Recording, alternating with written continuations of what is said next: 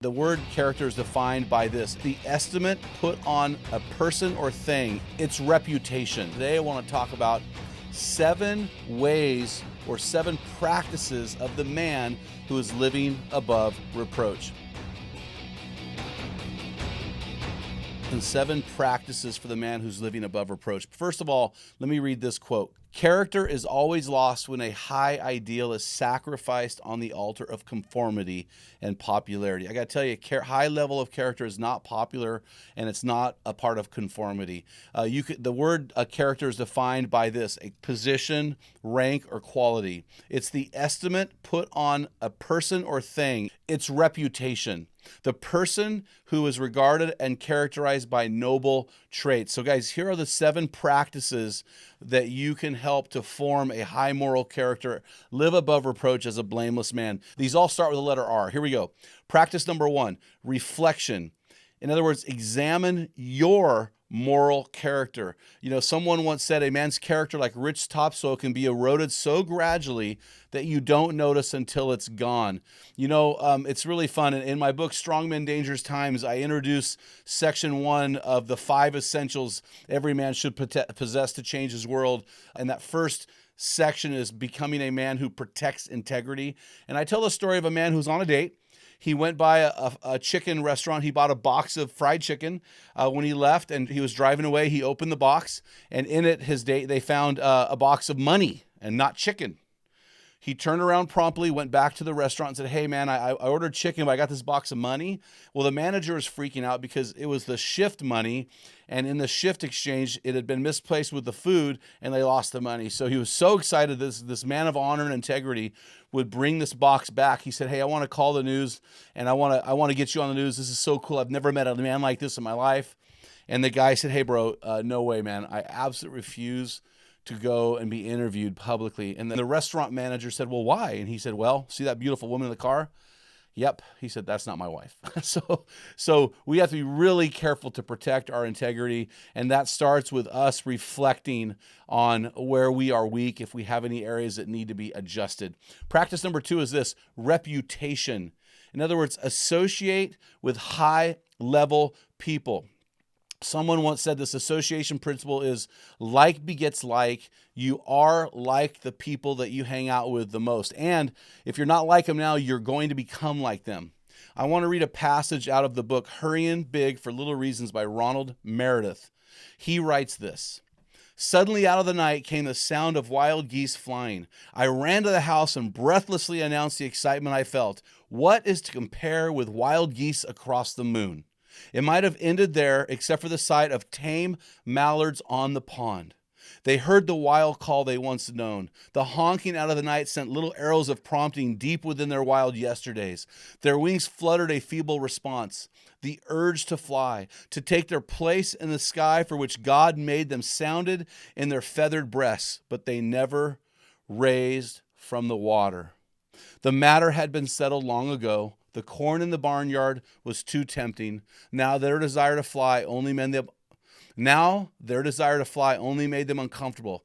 Temptation is always enjoyed at the price of losing the capacity for flight. So guys, examine who around you is crafting and forging your reputation. My relationships are utilitarian. I refuse to spend significant time of my life investing in other people who are not going to cause me to lift. You know, someone once said a rising tide causes all ships to lift, and I'm committed to that. So practice number 3 is this: reality. Be honest about who you are. You know, reputation is what you are in your home, entertaining friends. Character is what you are when you are behind the steering wheel of your car and someone cuts you off. In my book, Dialed In, I tell this really funny story. This really happened. This was told to me from a children's pastor. He walked into one of his Sunday school classes.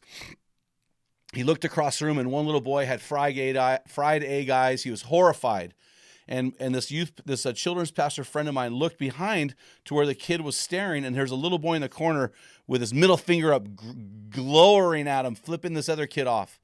And my children's pastor friend said, "Do you know what you're doing?" And that little angry boy said, "Yes." And he goes, do you know what that middle finger means? And the little angry boy said, yes. And my children's pastor friend said, well, tell me what that means. And the little guy said, it means you're driving too slow. I love it. So be honest. He learned that from somewhere, right? Okay, be honest. Practice number 4 is resolve. Make high moral character a priority in your life. Dr. Madison Stratt at Vanderbilt University, when giving out a trigonometry test, said this: today I'm giving you 2 tests, one in trigonometry and the other in honesty. I hope you will pass them both. If you must fail one, fail trigonometry. There are many good people in the world who can't pass trig, but there are no good people in the world who cannot pass honesty. That is a powerful, powerful statement. Number 4, the 5th practice for the man living above reproach is this: to remember people are watching you. Chuck Noll, the great coach for the Steelers, once said, what you do speaks so loudly I cannot hear what you say. Artemis Galloway once said, quote, you cannot give character to another person, but you can encourage him to develop his own by possessing one yourself. You know, it's funny, years ago now, I was hunting ducks in the back bay of Morro Bay, California, and we got done duck hunting. We came back to the shore, and there was a game warden there. And he said, hey, I've been watching you guys out there hunting. We said, how long have you been there? He goes, I've been here the whole time. And we never even knew he was watching. And you know, the propensity of this world is people are watching, especially if you're a leader, especially if you're a father, a husband. People are watching you and they're following your example, whether you like it or not, good or bad. Practice number 6 is to realize that even wrong perceptions are your reputation. Howard Sparks once said, promises must be kept, deadlines met, commitments honored, not for the sake of old-fashioned morality, but because we become what we do or fail to do, and character is simply the sum of performances. So we are being watched. People, I have a story years ago now. I'm getting ready to write a book. I'll probably write it in 2 years, called Guardrails, and it's 10 marriage-saving guardrails plus 1. So I'll probably have 11. But I remember years ago, we first launched this ministry. I needed a display made, and I couldn't afford to purchase one for like $300. We had no money. So a person reached out on social media and said, hey, I'm a seamstress. I can make your displays. And I said, okay, that's so cool. Meet me in my office. I told her where the office was. She didn't know how to get there. I said, okay, meet me at this coffee shop down below my office, and I'll walk you up into my office where I would meet with women with an open door, where everybody can see type of thing. So I met her down there. While I was down there, I met another woman showed up who happened to be the wife of one of my Men in the Arena small group guys. Introduced her, no big deal. I mean, everything I was doing, totally honest, totally above board. I took the woman upstairs to my office, open door, had this meeting.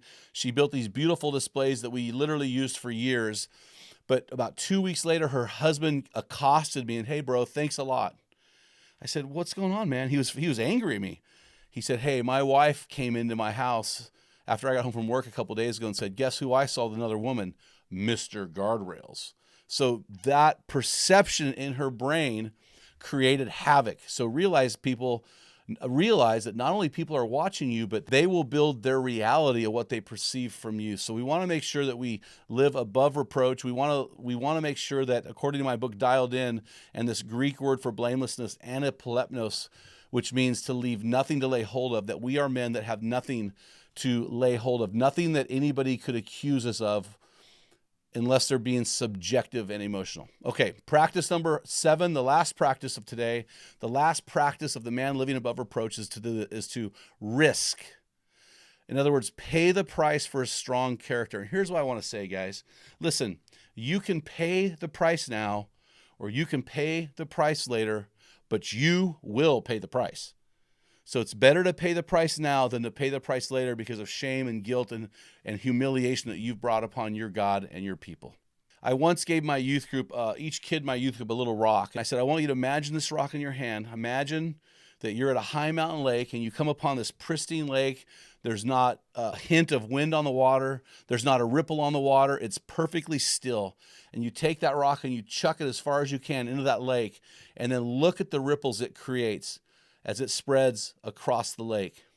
That is like your character. your character creates ripples across time, across people, across your generation. So make sure that you are an anapolepnos man, a man who is blameless, a man who leaves nothing to lay hold of, a man who is free from objective accusation. Guys, if this helped you, if you have a friend who's working on their own personal integrity, if you want to know more about this, please pick up my book, Dialed In, Reaching Your Full Capacity as a Man of God. It is chapter 1 in this book. Again, this is a USA Today bestseller. It was the #1 book on the USA Today bestseller list for Christian men. Until next time, feel the wet sand on the arena floor.